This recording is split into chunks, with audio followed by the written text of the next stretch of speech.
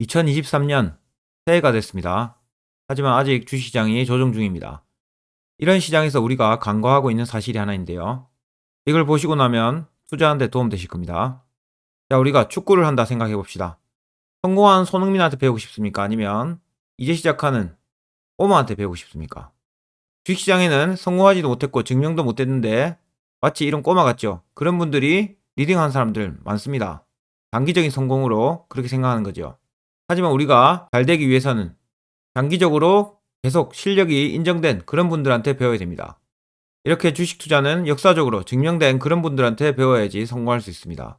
또한 역사는 반복됩니다. 그 역사를 통해서 배우면요, 우리도 같이 성공할 수 있겠죠? 오늘 우리가 볼 사람은 존 보글보글이라는 사람입니다. 워렌 버핏이 그랬죠. 존 보글, 미국 투자자들과 나의 영웅입니다. 투자자를 위해서 가장 많이 일한 사람은 이 존 보글이다. 이런 식으로 말한 바가 있죠. 워렌 버핏마저도 이분을 엄청 칭찬했습니다. 이분이 어떤 분이냐? 존 버글은 월가의 성인, 세계 3대 자산운용사 중에 하나인 뱅가드 창립자입니다. 누적 수익률 무려 7000%를 기록한 대단한 분이죠.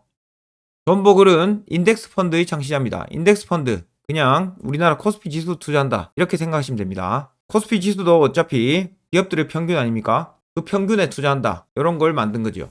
이분이 인덱스 펀드를 왜 만들었냐? 주식을 할 줄 모르는 개인들이 펀드에 투자합니다. 펀드는 뭐냐? 그 사람들이 돈을 대신 굴려주는 거죠. 그러면서 수수료를 받아먹는 겁니다. 펀드에 투자한 투자자들은 가만히 있는 것 같아도 사실상 그 운용사들은 계속 주식을 사고 팝니다. 그러면서 수수료가 계속 날아가는 거죠. 이런 수수료는 평균적으로 3% 정도 된다고 합니다. 그리고 존 보글이 생각한 팩트, 장기적으로 봤을 때 종합지수, 이걸 이긴 펀드는 없다. 이런 수수료가 아깝다 생각한 존 보글이 생각했습니다. 그리고 만든 게 뱅가드 500 펀드를 만들었죠. 뱅가드 500 펀드는 운용할 필요 없습니다. 그래서 수수료 또한 3% 대비 10분의 1 수준인 0.3% 밖에 안 됩니다. 하지만 이 펀드의 수익률은 연평균 10% 달성했고요. 누적 수익률은 7000% 달성했습니다. 2001년부터 2016년까지 기존 펀드가 S&P 500 지수 능가한 비율이 10% 불과하다.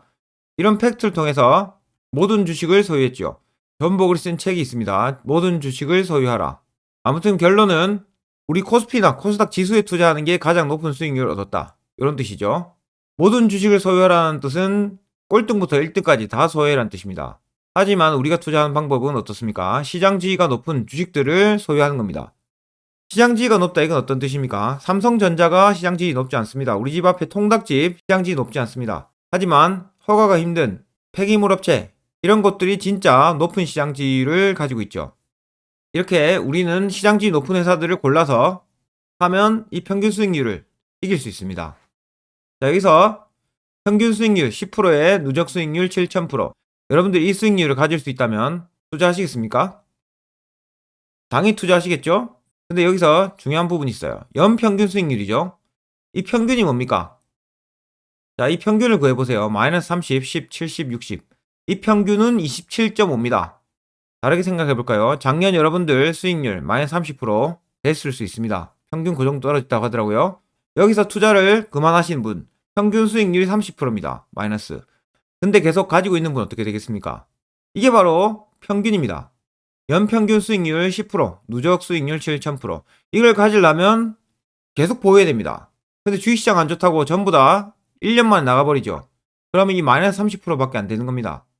주식 투자 성공은 아무나 할 수 없댔죠. 가만히 있으면 될 거를 자기 혼자 뭐 썩었다 말았다 생각하면서 나가버리는 겁니다. 그 투자 마인드를 지키기 엄청 어렵다 했죠. 그래서 주식 투자 성공이 힘든 겁니다. 하지만 아직까지 주식 관심 가지고 이런 거 보시는 분들 성공하실 거예요. 자, 이런 그래프도 한번 보세요. 연평균 성장률 보이시죠? 이게 평균입니다. 빨간색. 근데 올라갔다 떨어졌다 엄청 많이 하죠. 그냥 보면 별거 아닌 것 같지만 이 떨어졌을 때 엄청 고통스럽습니다. 지금 여러분들의 마음이죠. 하지만 이런 흐름을 통해서 주식은 움직이게 됩니다. 코스피 지수 볼까요? 주봉으로 보면 이렇게 재미없죠. 하지만 월봉으로 보세요. 평균이 조금씩 올라가는 거 보이죠? 돈에서 사놓고 기다리기만 해도 이 평균을 따라가게 됩니다. 은행 이자보다 높은 수익률입니다. 올해 우리 수익률이 좋을 수 있는 아주 희망적인 팩트를 말씀드릴게요. 코스피가 탄생한 이후 3년 연속 하락한 경우는 딱 한 번이다. 2년 연속으로 떨어진 경우는 2번뿐이다. 자, 작년에 코스피 엄청나게 떨어졌죠? 지금까지 팩트를 보면 2년 연속 떨어질 가능성은 희박합니다. 근데 이렇게 떨어졌을 때 주식시장 그만둔다.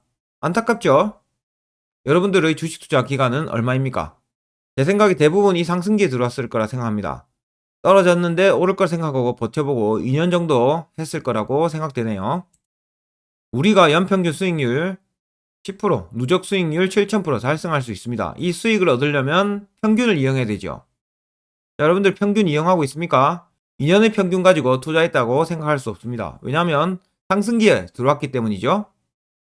차라리 이렇게 떨어졌을 때는 기회가 되는 걸 차트만 봐도 알 수 있습니다. 그러면 지금처럼 떨어져 있을 때 주식을 그만해야 될 때입니까? 아니면 오히려 사야 될 때입니까?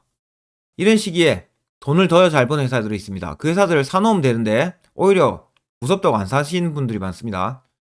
시장이 이렇게 전체적으로 출렁거릴 때 대부분 종목들이 쌉니다. 그리고 지금 돈을 더 잘 버는 기업들이 많아요. 그러면 오히려 이렇게 떨어졌을 때 사놓으면 얼마나 큰 수익이 되겠습니까?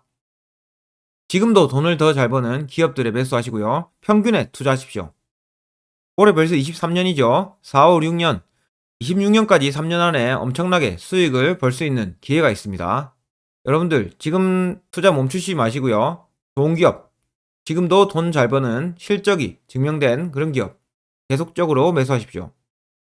그러면 진짜 큰 수익 얻을 수 있습니다. 평균에 투자하세요.